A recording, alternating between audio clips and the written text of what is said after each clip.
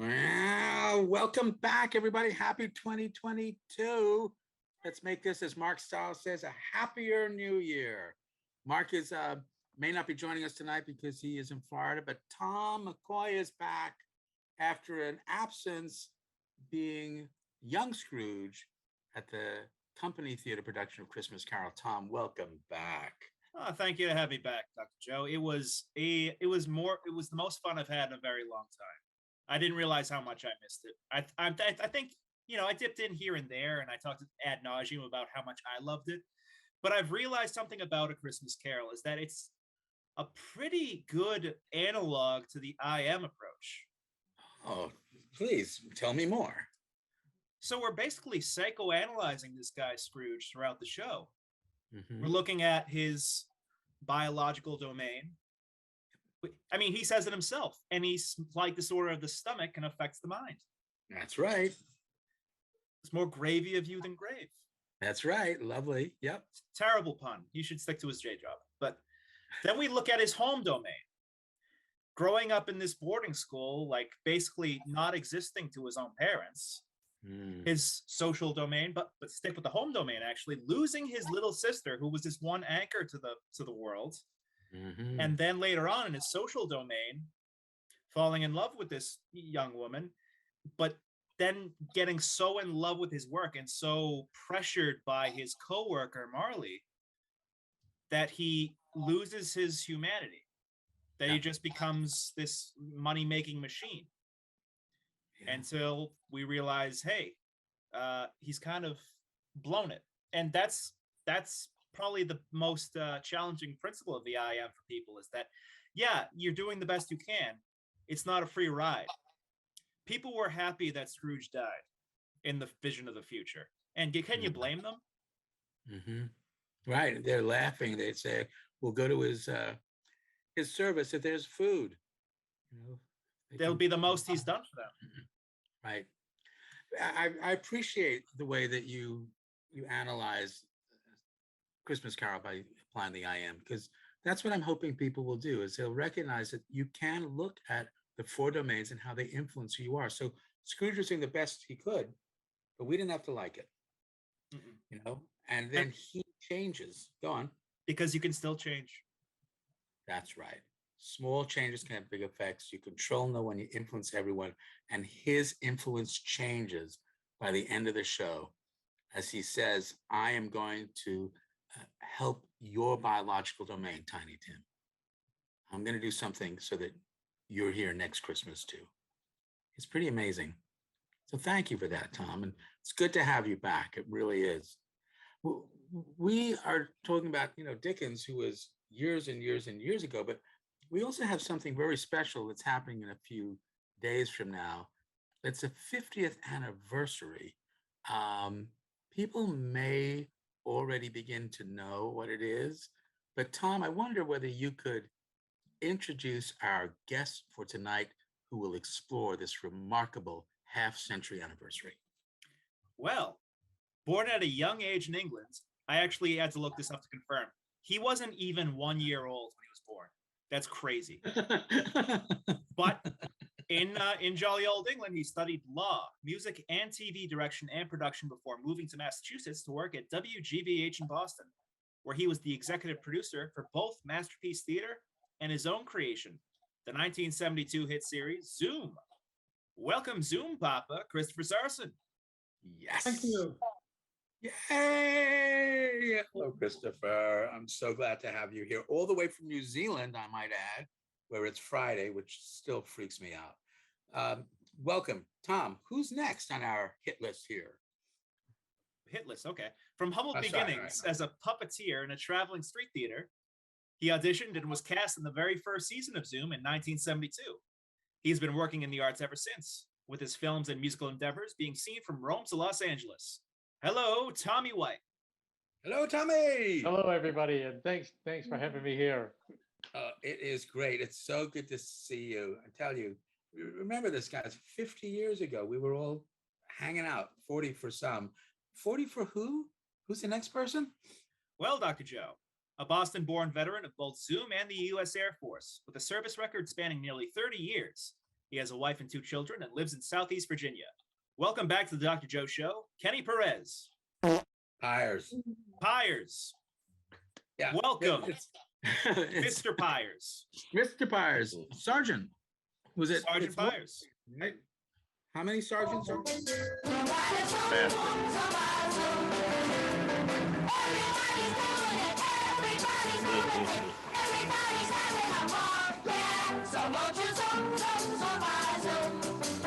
did. There you go. I'm Joe. I'm Nina. I'm Kenny. My name's Tracy. I'm Tommy. I'm Nancy. Oh, I'm Joe.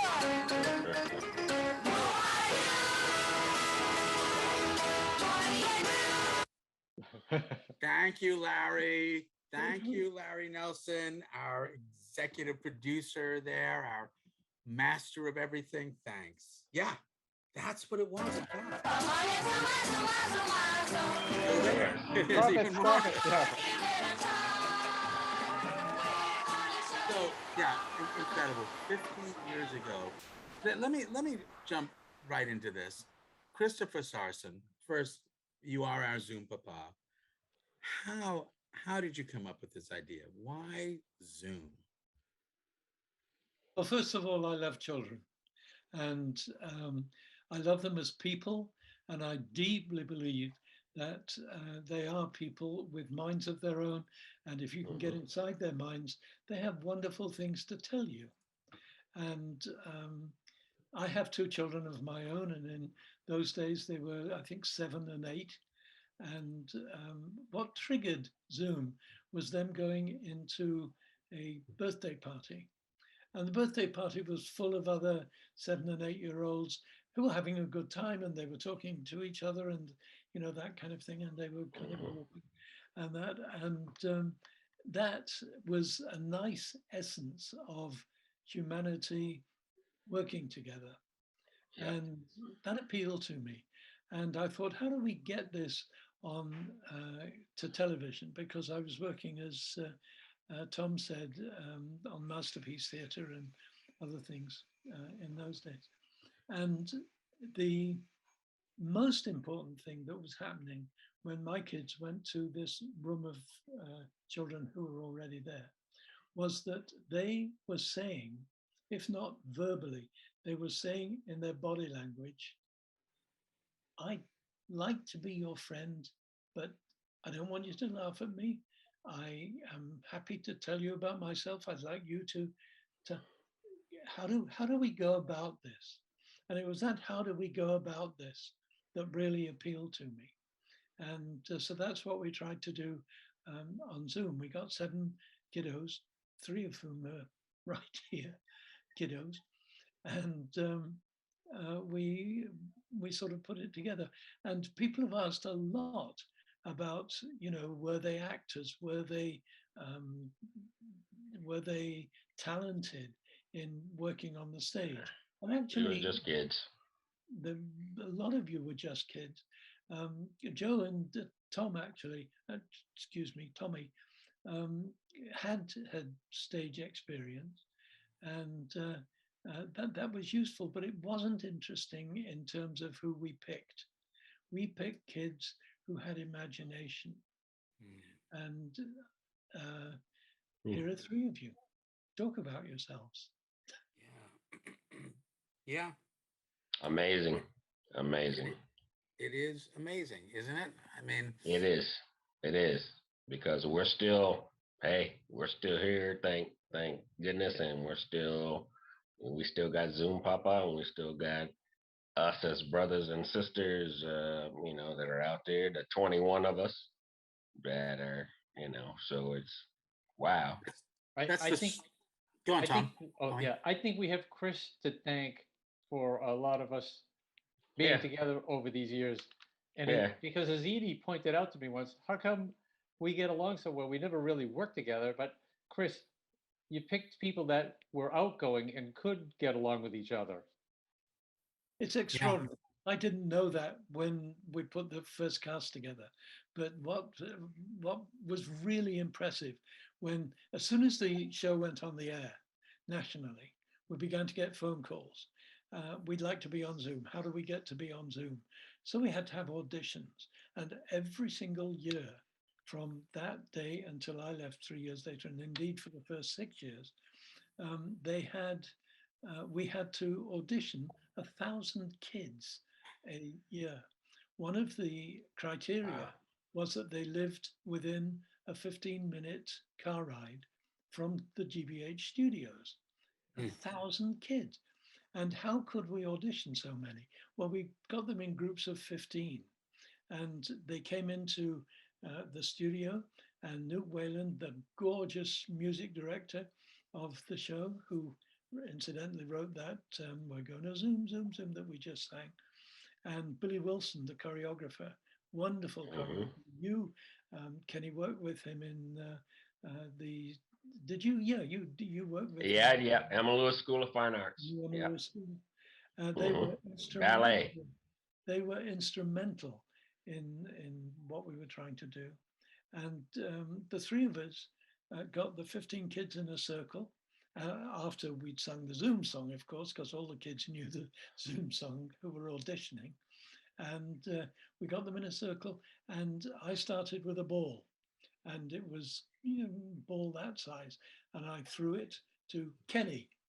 And Kenny had an option when, well, Kenny threw it to Tommy, and Tommy threw it to Joe, and eventually I got it again. I shrunk the ball. So this is an abstract ball. This is an improvised ball. Oh, yeah. This isn't a real ball. Right. Not a real ball. Well, it was a real ball as a ball, and then I put it down and Shrunk it down. Shrunk it down and flipped it to Kenny. Kenny had a choice. He could either sort of catatonically sort of say, yeah, or he could we had a big ball and he could get the big ball and throw it to Tommy. Or he could do what we were looking for, which was take the little ball and flick it to Tommy. That's imagination. That's knowing how to process what's I going have on. no idea about that. Yeah. I don't even remember that. No, we were just Well, you playing. didn't do it because you Right. were the first cast. But So- when we were auditioning for the second cast, everybody knew the role they wanted to play. Some of them wanted to play Joe, some of them wanted to play Kenny, some of them wanted to play Tommy. So they kind of, went into those roles. You Tom- didn't go through that. Tom McCoy, I'm just going to say, Tom McCoy, can you just read this one post from one of our fans? Yeah, John Etherington says, I would like to thank all the people who were involved in Zoom. I enjoyed the show very much. Yeah.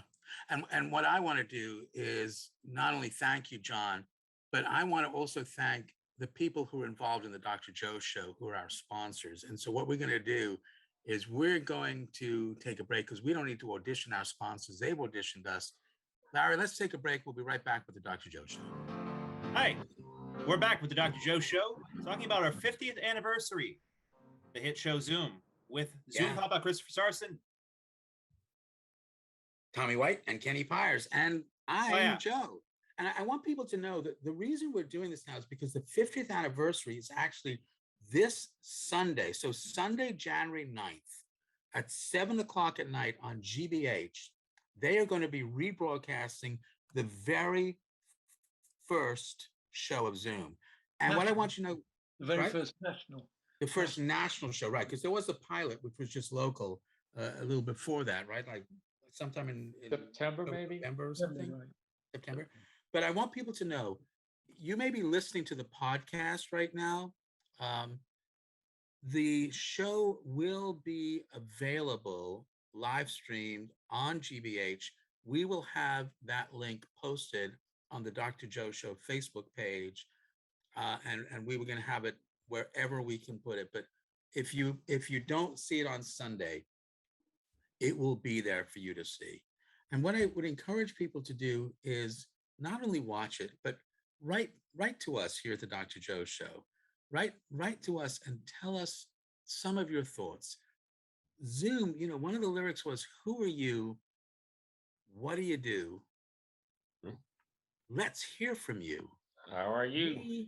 We need you. And we do need you. Tom, you got another quote somebody sent in to us?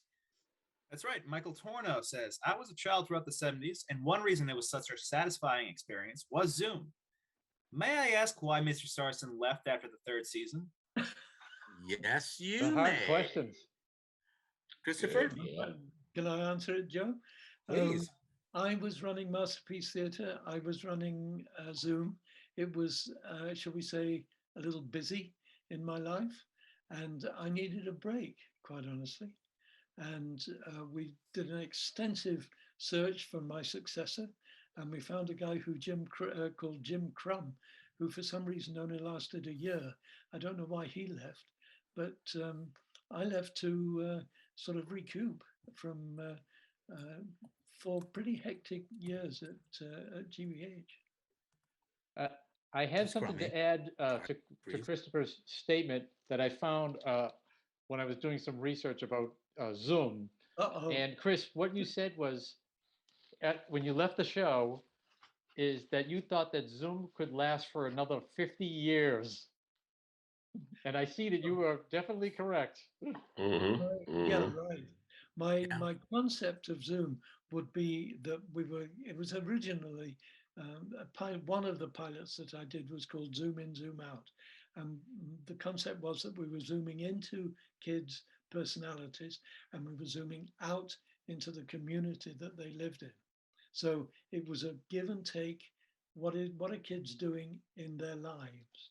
And my concept and hope was that we would do just as Tommy said, we would be able to do that for the next 50 years, that we could take, or not me, but other producers could take that concept and put the kids of that age into context and develop the personality. And in fact, Kate Taylor, who was one of the assistants on our show originally, she did a resume. She did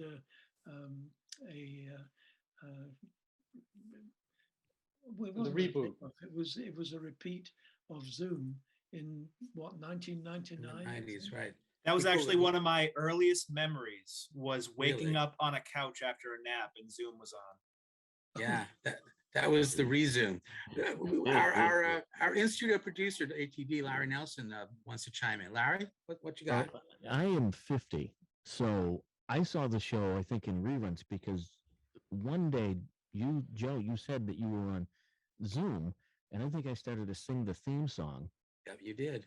and I always wanted to be on the show, but my mother was like, "No, we're not going to do that. It's not going to happen." It always looked like it was so much fun. Looked like everybody was having fun, but the programs that were on PBS at that time, you had Sesame Street, the electric company, Morgan Yep. Freeman, right? And you had Zoom. I think there was another one in there too. Excuse me for a minute. Don't forget Mr. Rogers. Larry. Mr. Rogers. Mr. too. Rogers. And you, Right. Rogers, yeah. what I found is being a white kid on the South Shore, because there wasn't a lot of diversity in Marshall as a kid. I saw kids from all different walks of life, and I was introduced to that. So going forward in my life, I met people who looked like the people on Zoom. I met older people who, I still to this day, I'd love to meet Morgan Freeman. I mean, he's just a great guy. But Zoom is a show that, when it was gone, I was sad to see it go. I always wanted those shirts, though. Those shirts, those polo shirts. And I told Joe that not too long ago, and I still have a few that look like that. I got the red and white one. Mm-hmm. Brought that a few years ago, and people just look at me funny, and I said, "Hey, it's time to Zoom," and they didn't know what I was talking about, but some did. But yeah, I got a kick out of the show and the diversity that was on the show that just introduced me to people I didn't see every day. Just being a white kid down here on the South Shore, didn't see everybody from all the different walks of life, and it was refreshing because I grew up with these little ads in between the cartoons that would tell you, we're in a melting pot. We all did. Remember that one, the melting pot? Everybody's jumping in from all different cultures and stuff. I just wish we'd get that feel back again. And we're No, all, that's wokeness. We can't have that. no, but I mean, we're all here, and you guys everybody seemed to be happy.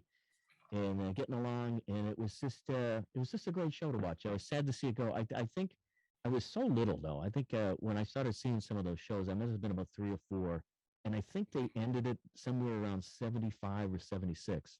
76. Yes, That's my recollection of it. And I did see some of the reboot when it came out.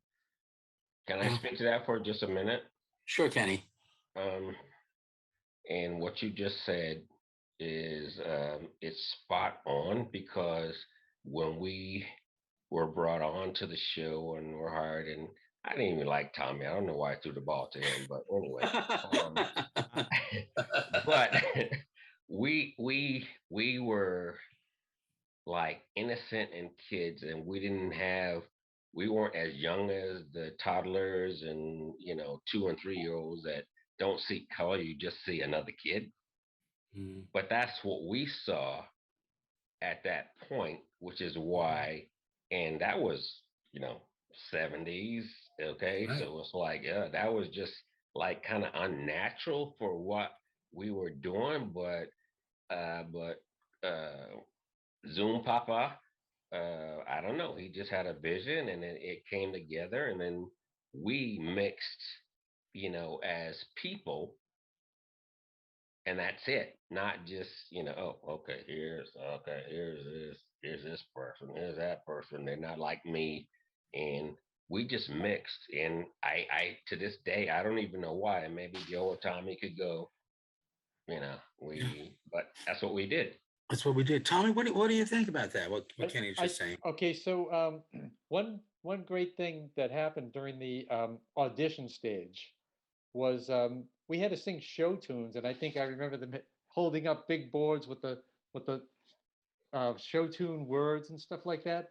But Kenny, you did something different that I'll never forget to this day. You sang "Young, Gifted, and Black" a cappella, and you just blew us away. And I knew right then that this was going to be something very special. It was just amazing. You know Yeah. what? I don't even remember that, Tommy, but I appreciate you bringing that up, because where we was at, and I can still sing a cappella today, but that's a whole nother story. But but I don't even remember that, Tommy, to tell you the truth. But wow. See, that's amazing. We're still on their stuff today. Yeah, but I have to tell you something, which just breaks my heart. I just love it. The fact that Bernadette, who was on the third cast, and Leon are 50 years later cooperating on a music video, DVD, which is coming out next year. 50 years later, these kids are working together. Yeah. I think that is just beautiful. It's all to do with the personality. It's all to do with the I am, actually. But Joe can speak to that. Thank you. I can. It is interesting. 50 years ago, and I must admit, it's sometimes difficult to retrieve some of these memories. So Tommy, I'm really impressed. But one thing I do remember, yeah, me too, is that we do take commercial breaks around 8:30 for our sponsors, so we never forget them. So let's do this. We'll take a commercial break. We'll be right back with the Dr. Joe Show, and then Tom, we're going to get to some more of these comments. We'll be right back. Larry, take it away. Welcome back to the Dr. Joe Show, celebrating 50 years of Zoom with Zoom Papa Christopher Sarson, Tommy White, and Kenny Pyers. Yeah, and 50 years later, and we are. I mean, I feel like this really is family. Family. How many folks who are listening want to pick up the phone to talk with someone that they knew 50 years ago and rekindle those friendships, because they are powerful? These folks knew my parents, who are long past. They knew them. That is a powerful memory for me, and a powerful, meaningful thing. That they knew my family. They knew my mom. They knew my dad. It's so cool. Tom, you got a comment here that you want to read up? Oh, sure. So I've been copy pasting some of the comments from our Facebook stream. Dr. Joe, who will be on the 50th anniversary stream? So let me tell you. So the 50th anniversary is in 2 parts. So the first part January 9th, 7 o'clock Eastern Standard Time on GBH, which you can also get online. The original first show of the 1972 production of Zoom will be broadcast.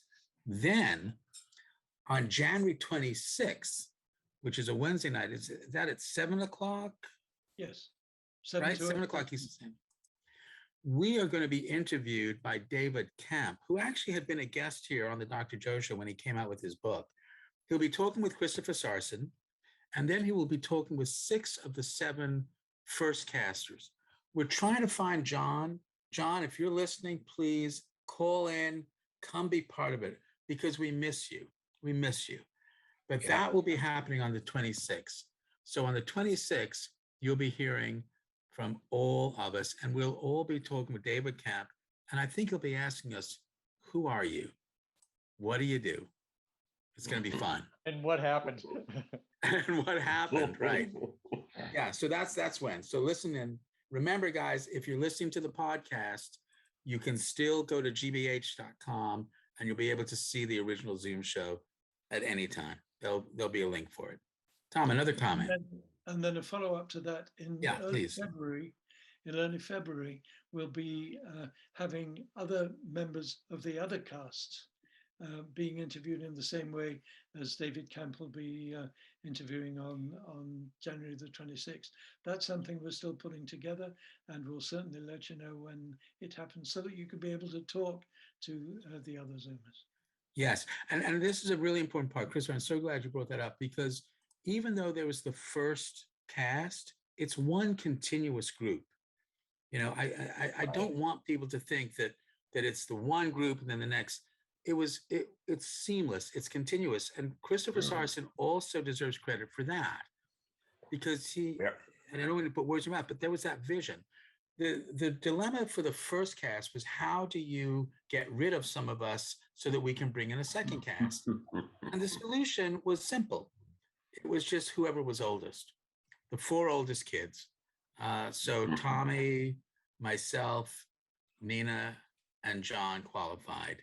But after that, it was a seamless flow of new Zoomers integrating with the older ones, and the older ones left and the new ones came in. Christopher was brilliant, totally brilliant. I think we had a little trouble getting rid of Joe, though, at that point. Yeah, probably. You're so right, Tommy. You're so and for this day, he's the only person who has his own radio show. That's true. It's true. But Chris, let me tell you this. I'm glad you got rid of Joe. Yeah, Kenny, you stayed on. That's right. Yeah, that's I stayed right. on. I was like, oh yeah, get rid of him. But look what Tommy's done, staying in the arts. I mean, doing amazing things. Tommy, did you have a couple of things that you wanted to like show us there? I know that maybe you know what? I got some Emmys I got at work, but I brought them to the show because it was so hard to get my hands on these things. I had to pull them off a plaque. Yeah. This is for Emmy some work. I Awards. worked on some documentaries at MIT, and we got local Emmys. Good for you. Wonderful. Good for you. It's fantastic. I'm gonna Yeah. keep them right here next to me. Okay. We saw him, Tommy. Okay. You can put him away. It's great. Tom McCoy, could you just read the next thing? And let's ask Kenny and Tommy to answer this particular question. We'll start with Kenny. From Gregory ahead, Tom. Lundy. From Gregory. Great to see all of you. Thanks for embracing your iconic show. Some former castmates might shy away from it. Question. Do you ever get recognized out in public? Thank you. Not lately, but I did earlier on when I was, looking I was a little prettier back then and stuff, and looking a little younger. But what I do get now still today is the people that when I left Boston, I went to Falmouth, and my nickname was Zoom. My nickname was Zoom, and I had popularity outside of my initial friends because of Zoom. So today, now they don't recognize me today. Tommy? Until some of my family members will go, yeah, he was on blah, blah, blah. and then they'll go, oh, wait a minute, and then, but as far as walking on the street, no. Tommy? So at work, they decided to have their annual meeting for the departments. Except this time, we're going to try something new. We're going to a virtual reality room, and you're going to be an avatar. And I think I came out as a woman. So you've got 3 layers you can walk through. There's like a tiki bar and a meeting area and an office. Well, I'm walking around and I bump into somebody, and they say, Tommy, you don't know me, but I remember you from the show. I'm in a virtual reality environment. Let me check. And there's Tom. Thomas in his virtual reality world right there. Nicely done. I'm basically in another world. But what happens I when? cannot escape. I can't escape. But what happens when myself. people find out, right, these days, when they find out, wait, you were on Zoom, Tommy? What's that like? It happens, right? Well, I think it's it's no secret. I'll tell you that. But to some people, they must learn about it, that they've never realized it before. Yeah, Does that happen? yeah. Some do, and then oh wow, I remember that. What was the other show? The Factory or something that was on Infinity GBH at the Factory. same time? Huh? Infinity Factory? Something like that. Yeah, I sounds really right. don't know what it was, but they're oh wow, you was on that, and then it's like, oh wow, that's crazy, and so yeah, we're still out there. Infinity Factory was the first show that I produced after I left Zoom. Wow, that had been around for a long time. Let me tell you. All right. Let me tell you about my mistaken identity. Parents were terrible. When we went to parties and things, they'd leave their kids out because the producer of Zoom is coming. They didn't want to see the producer. They wanted to see the kiddos. And this one kid was very adamant. She said, I'd like to know how you organize the show. She said, I sent a letter in with a skit and it was never aired and I never heard from you. What's going on? And I said, oh, I'm terribly sorry. We get 10,000 letters a week and it's very blah, blah, blah. And that was on a Saturday. The show that aired on Sunday had the letter that she had written on it. And I got a call from her saying, oh, thank you so much the following day. Thank you so much for putting it on. So that's my mistake. So funny. That's great. I think I have it. I have the answer, but I have the reverse of your answer, Joe, because I find Zoom everywhere. People talking about Zoom and Zoom pops up everywhere. Well, I play in these punk bands and I was playing in Somerville, finished the show. Okay, the next band comes on. The girl singer gets up and says, we were playing Dirty Fanny Dooley on the way to the gig. Oh, and I ran up to her afterwards. Hey, I know you were making fun of me. And she said, I don't know anything about you. And I didn't even know you were here. Oh, that's great. Great story. Yeah, Linda Bean party. This is for you. Oh, thank you. From the great. Chelsea Curve. Love it.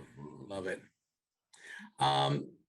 So Zoom has had an influence. Christopher, I'm just curious, what's it like for you to realize the influence that you have had on so many people?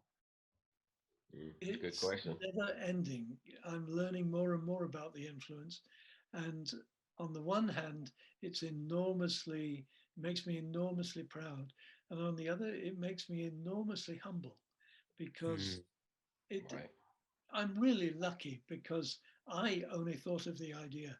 It's you guys that made it happen. And it's you guys that people remember. And it's you guys that people want to see and all that kind of thing. I had the idea, but you guys carried it out. And that's the wonderful thing that brings us together. I'm in New Zealand at the moment. And one of the wonderful words, the Maori language, is something that has been accepted now as a second language in New Zealand. And it's in all the podcasts and in all the news items, you get Maori language thrown in. And one of the words that they use is whānau, WH, which is F in Maori pronunciation, WHANAU, whānau. Whānau means family. And the way that the New Zealand people use it is any group of people that come together. And we are an epitome of a whānau. And it doesn't matter how many people are in it. And it doesn't, you know, we have the commonality. We have disagreements. We have the disagreements are made out. We have love for each other. And we are a real whānau. It's true. And the Dr. Joe show is honored not to have more than one family. We have more than one. This is a family, but we also have the whānau of our sponsors. And so I would like to give that family an opportunity to tell us a little bit about themselves. We'll take a break. We'll be right back with the Dr. Joe show. Welcome back to the Dr. Joe show. Reminiscing about Zoom. Almost 50 years prior now.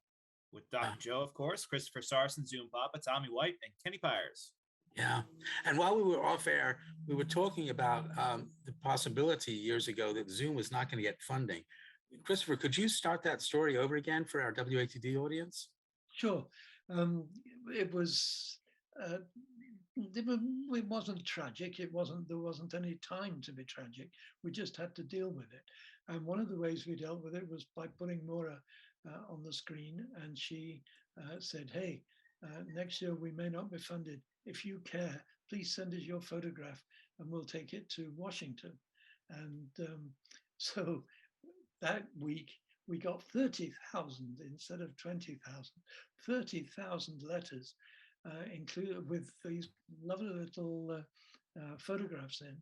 And we put them on sheets of wallpaper and rolled up the wallpaper, took it down to CPB and unrolled the wallpaper in front of the offices where the executives had to come out to walk to the toilet or wherever they were going. And it was quite a sight to see them, you know, kind of trying not to step on their audience as they came over. Anyway, they did fund us, but we also got funding from McDonald's.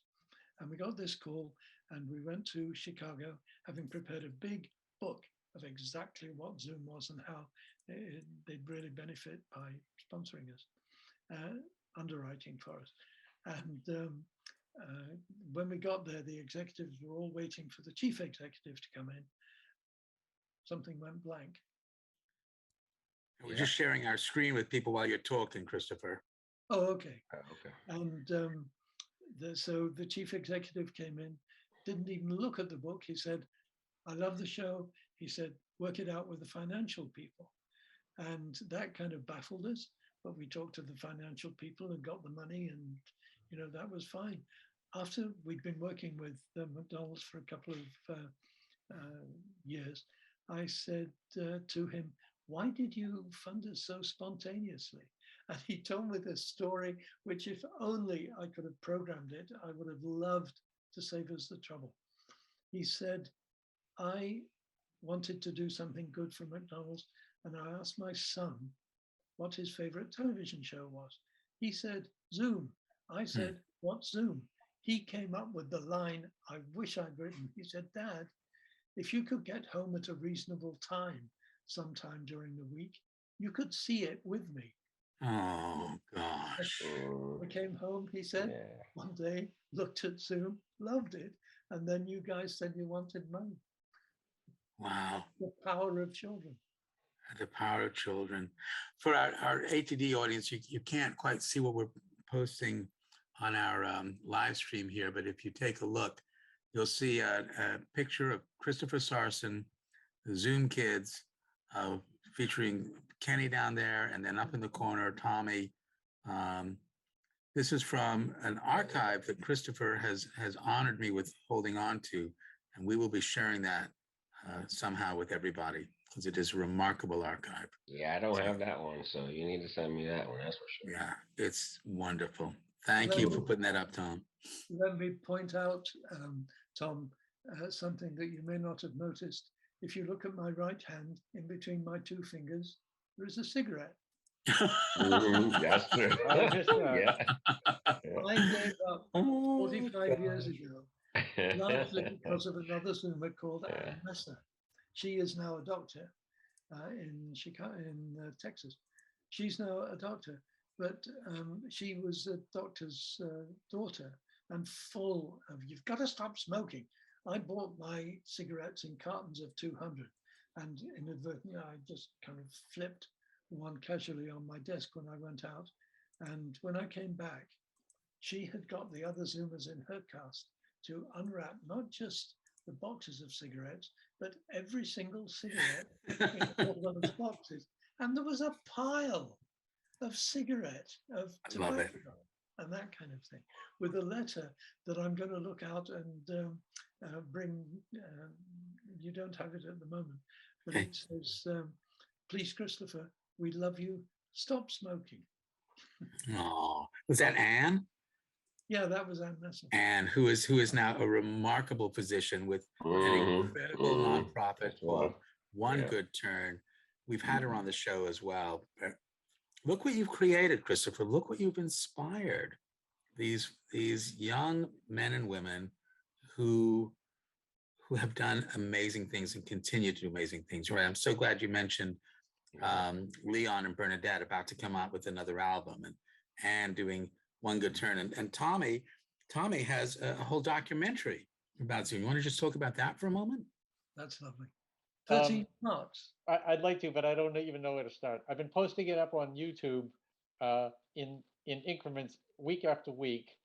I started with Zoom In, and I'm right now, it's the end of season 1, and we are saying goodbye. Now, Yeah. what happens next?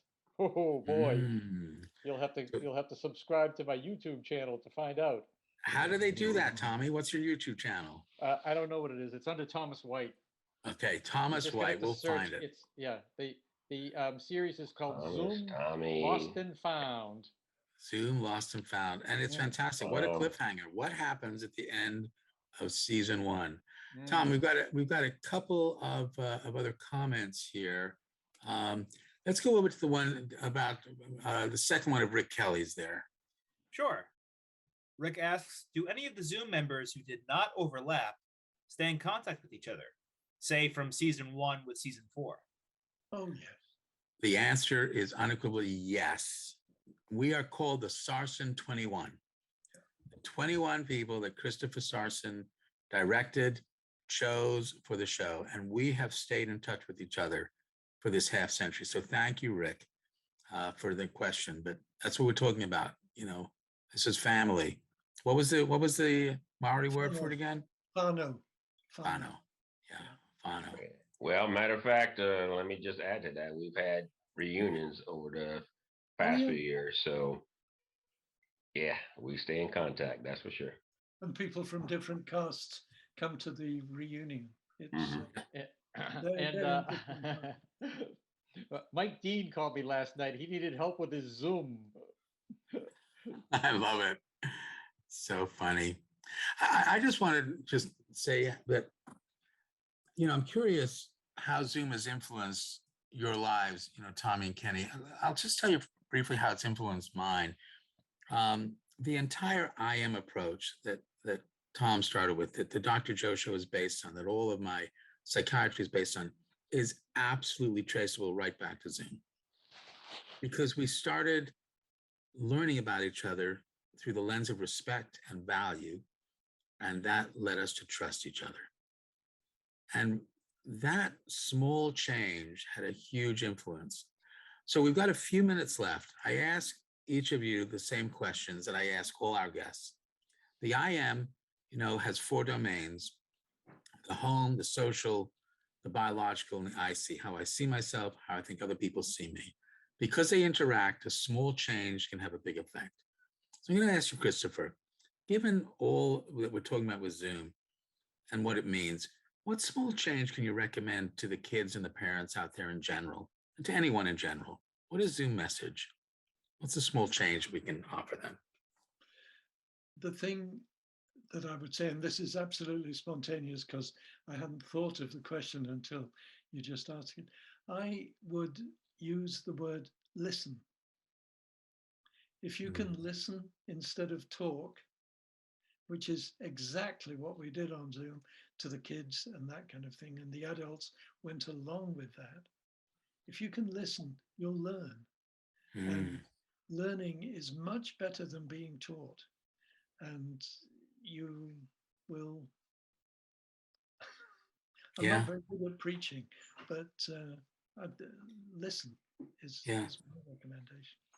I hear you. I hear you. Thank you. Kenny, what do you think? What's the small change that you can recommend to our audience? Open your mind. Yep. Which goes along with listen.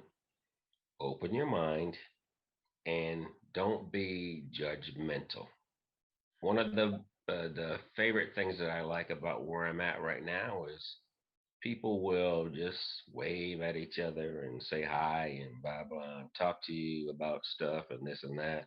And then and I'll say the biggest thing that Zoom did for me, and I tell people I'm crazy because, and I say that because I would just go up to somebody and go, okay, hey, how you doing? Hey, what's going on? Or especially in this area, if they're wearing a Patriots something or whatever, I'm going to go, what authorizes you to wear that Patriots, whatever it is? Okay. And then they'll talk to me, they'll laugh or whatever and talk to, oh, I just like the Patriots. I said, oh, no, you got to take that off because you're not born in New England or whatever and stuff like that. Okay. Yeah. So no. And let me give you a quick example or two, because when I flew up to Boston just recently, I got on the plane and the stewardess was there. I said, hey, can I drive? Can I drive? And she looked at me. She looked at me like I was crazy, of course, at first. And she was like, let me check. So I got on the plane and flew from here to New York. And then when I got off the plane, the pilot was coming out, and I said, I asked to drive. I said, I want to drive. And he said, you should have asked. I said, I did. And I pointed to the same stewardess on the way out. And she said, yeah, he has to drive. And the pilot just smiled or whatever. And I threw my hands up and then That's great. And then I left. So great. that, if anything, Zoom has opened me up to, I don't care who you are or whatever. I may get shot or something one of these days because I mess with the wrong person. But I used to be a little, a little closive or whatever. Now, oh no. Tommy, what about you? What's small change? Well, I don't have any super things to offer people, but I got to say that I missed you guys so much, and it's so great to be together with you all. And Dr. Joe, I still count on you to let them know what I can't articulate. If